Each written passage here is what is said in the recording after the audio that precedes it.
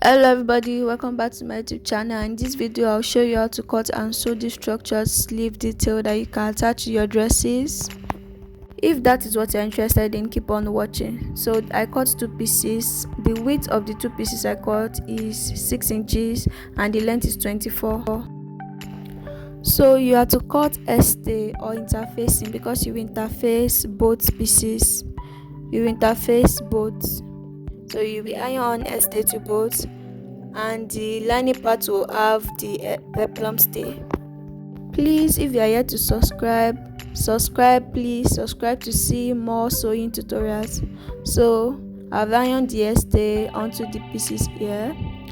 So I'm going to stitch this. I will stitch the peplum stay onto the part that will be the lower part, the inside part. So I will stitch 2 stitches like this on both sides, and this will serve as tunnel. Then I'll place the outer part, the pieces that will be the outer part on the other one, and I'll stitch it along the outer stitch. So place it on each other like so, and stitch it on the stitch that you made earlier, the outer stitch, and after you stitch it, you turn it out. So after turn, this is going to look like. So you are going to insert your boning, measure the length of what you have, reduce the length by 1 inch, and what you get, you are going to measure it on your boning and cut it out on your plastic boning.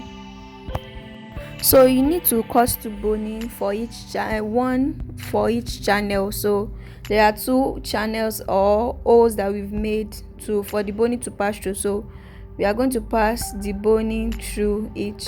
So I'm using lighter to bond the edges so that it will enter easily and it won't poke the fabric. And you can also iron it. You can iron the plastic boning before inserting. This will even give it better structure. So this is the end result. Subscribe and thank you for watching.